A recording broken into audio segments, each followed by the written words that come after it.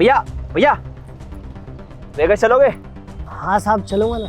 कितने रुपए लोगे वेगस के? सब वहाँ के 100 रुपये लगेंगे। भाई साहब 300-400 मीटर की दूरी पे है, मेरी पत्नी मेरे साथ है, इसलिए रिक्शा कर रहा हूँ। मैं तो पैदल ही चला जाता हूँ वहाँ तक।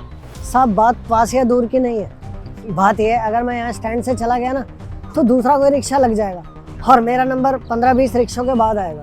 अच्छा भाई साहब, मान लिया आपकी बात, फिर भी थोड़ा कुछ कम तो कर लो। नहीं साहब, इससे कम तो नहीं हो पाएगा। ये भी एक काम करते हैं, हम पैदल ही चल लेते हैं, ज़्यादा दूर भी नहीं है। छोड़ो मेरा हाथ। तुम्हारे पास रिक्शे वाले को देने के लिए 100 रुपए भी नहीं है। तुम्हें शौक है ना अगर पैदल जाने का तो तुम जाओ, मुझे नहीं जाना है पैदल, मैं तो रिक्शे में जाऊंगी। चलो भैया, आपको पैसे मैं दूंगी। ठीक है मैडम जी।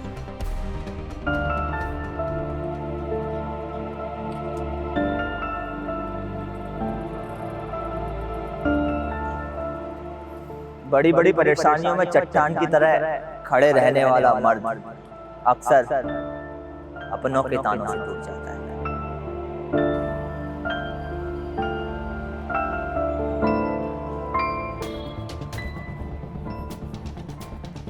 क्या हुआ, आ गया मजा?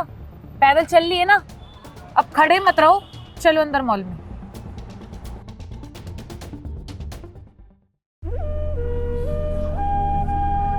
देखो शेखर जी, दिक्कत कुछ ज़्यादा ही बढ़ गई है, ऑपरेशन करना पड़ेगा।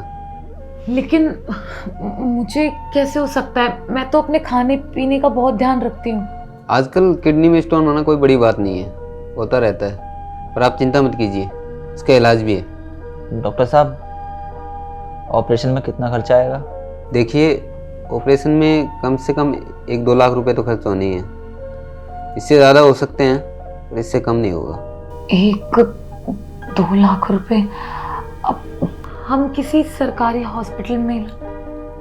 तुम चिंता मत करो, मैं पैसों का इंतजाम कर लूँगा। डॉक्टर साहब, हम ऑपरेशन के लिए तैयार हैं। चलो ठीक है, कोई बात नहीं, जैसे पैसों का इंतजाम हो जाए बता देना, मैं डॉक्टर से अपॉइंटमेंट ले लूँगा और आपको बता दूँगा। जी डॉक्टर साहब।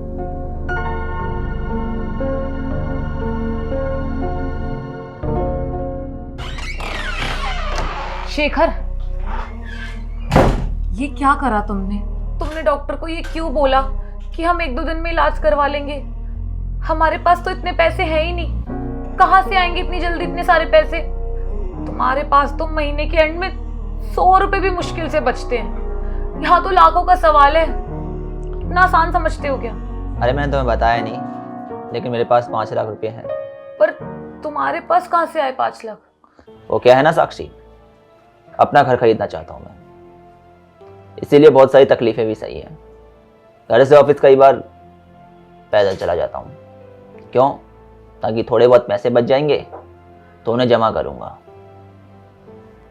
मैं चाहता था कि तुम्हारे जन्मदिन पे तुम्हें घर गिफ्ट करूँ, क्योंकि जब मेरी गैर मौजूदगी में मकान मालिक तुमसे किराए के लिए बोलता है ना, तो बुरा लगता है मुझे।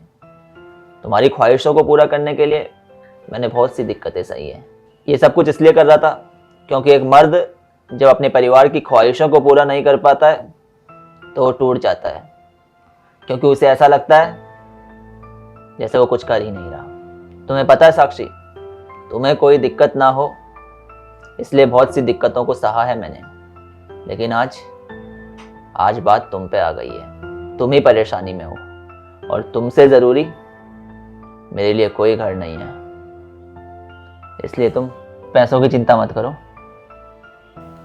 पैसों का इंतजाम हो जाएगा। शेखर,